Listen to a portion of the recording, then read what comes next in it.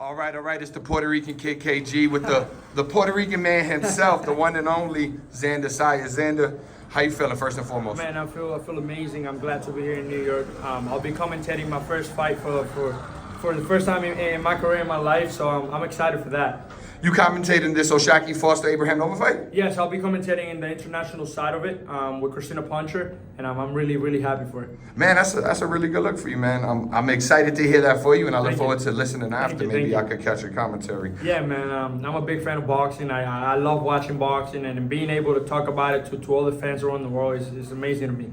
No doubt. So, you know, I know it might be hard for you to make a prediction since you're commentating, but how do you think the fight will go with Foster and Nova? I feel like it's going to be an excellent fight. It's going to be a chess match from both of the guys. One guy likes to come forward, the other guy likes to fight in the back foot. I feel like it's going to depend on who imposes their game plan first. Obviously, who follows the corner, and I feel like keys for each fighter. For Foster, obviously the jab and finding his distance, and for Nova, is just trying to get inside that jab. Once you get inside that jab, work the body, work the angles. I feel like those are keys to the victory for both of them.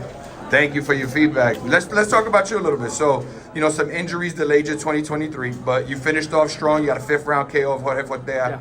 How do you feel about coming back in December and that stoppage? Man, I feel amazing.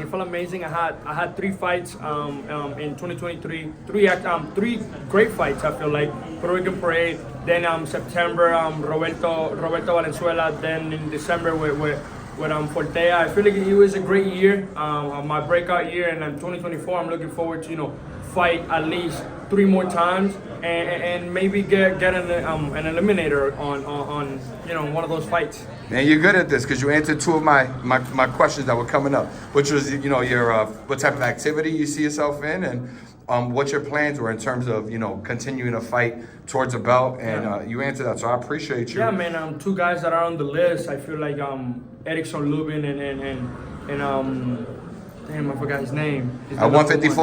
At 154. Erickson and is the number 1 at WBO. I totally forgot his name. Man, 154 got Fortuna, got Tsyzu, what's the number 1? What's the number 1 in the WBO? It's Josh Kelly. Josh Kelly. I feel like those are fights that we can make happen in 2024 for me as an eliminator, and that put us closer to Tsyzu or maybe Keith Thurman if he wins. There you go, man. You got to stop answering questions I haven't asked yet, man. You're taking away my job here. Nah, all good. Talk to us a little bit about Patrick Teixeira. I know the fight, it got delayed, but can you talk about what caused the delay, or? To be honest, the company came back to us and said, hey, let's push it back to June because it makes more sense to all of us. Obviously, my first former world champion, and an important day like Puerto Rican Parade, it made more sense. And I was good with it because I knew that at the end of the day, I was still going to end up with 3 fights in the year. So might as well just do it in one half. No doubt. So Tsyzu Thurman, we just talked about that. How do you think that fight goes? What's your prediction? Man, I feel like Tsyzu should win. Keith has a lot of experience, but he's been out the ring for a long time. And going back in the new division with the world champion in his prime, I feel like it's going to be difficult for him. So I feel like Tsyzu should win either a decision or KO in the later rounds. Yeah, it'll be an interesting fight. I think a lot of people are looking forward to it. Just a couple of thoughts on some stuff that's going on recently. Did you watch Jermaine's fight with Tito? I did. What do you think about his performance? I thought Jermaine did enough to outbox him. I think he could have done a little bit more to take the victory. Watching it the first time, I saw Jermaine winning. Then going back to it and actually paying attention and taking out the commentary and all of that, I feel like it was a closer fight, maybe a draw, but Jermaine just looked amazing. I feel like that fight. Yeah, no, it was an interesting fight depending on how you look at boxing, right? The sweet science of it, Jermaine did his thing. And not just that, it's like the way that he was able to keep the same rhythm for 12 rounds. It's something that, you expect people to kind of slow down in their feet, and Jermaine was able to, box his way into the 12 rounds. And yeah, obviously he got a bit tired, but that's part of the sport, Yeah.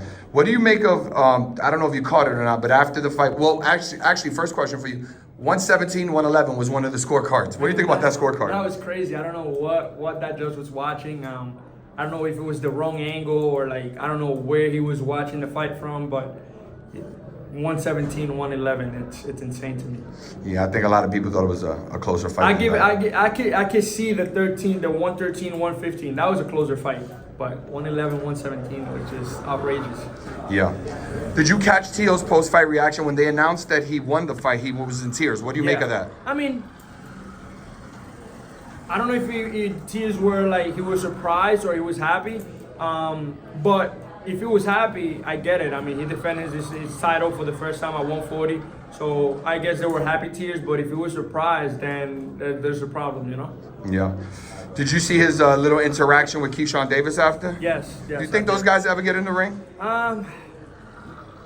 Doesn't make sense right now for neither of them to do it, you know? Undercooked a little bit? I feel for the company it doesn't make sense. I mean, one of them is a champion, yeah. The other one, they're building him up. I like that, you know, they athletes and they wanna fight the best and they wanna be the best. But I just don't see it making sense right now. Gotcha. So, just one other question for you. Devin and Ryan, they're going to fight. So, what are your thoughts on the fight? How does it go? Prediction?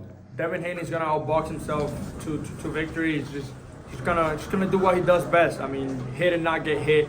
Ryan has amazing experience, and I feel like he gained a lot of experience from the Tank fight. But, you know, it's two different monsters. Yeah. Any prediction? Haney, UD. Haney by decision. Got you. Did you see their scuffle?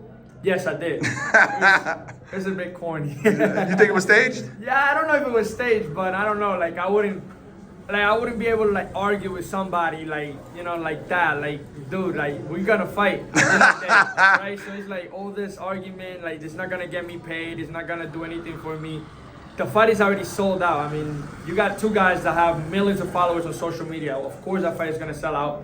I get it. It's the side of the business that some people don't understand. But it's just not what I do. I'm not a fan of it.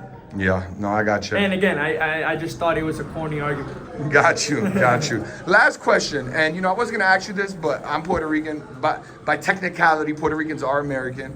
I think Puerto Ricans definitely have their own fighting style. But Inoue recently said that Americans, their fighting style. Who said? Inoue. Okay, Inoue. Yeah, Inoue. So Inoue said that Americans don't like to get hit. They don't like to get punched. In the face, especially. What do you think about that? That's the name of the game. Hit and not get hit, you know? But no, I feel like there is some people that don't like to get hit, and there's some people that you get hit and you're like, all right, let's do it. Let's do this, you know? I can say the same thing about other countries. I don't want to mention them, sure. But you know, I've traveled and I've gone to other places that I'm like, these guys don't like to get hit to the body, or these guys don't like to get hit in the face. So I feel like it's just a matter of where you come from or your boxing style, you know? It's not a matter of if you're American or if you're Australian, if you're Japanese. It's just a matter of what's your boxing style. How about your boxing style? Man, I get hit. I get hit, you're gonna feel it. I'm gonna go back to you. You're gonna feel something. No doubt. Well, Xander, look, not only do we appreciate your time, thank you. We look forward to seeing you in the ring soon, man. Thank you very much. I'll see you guys in June. For sure, FightHype.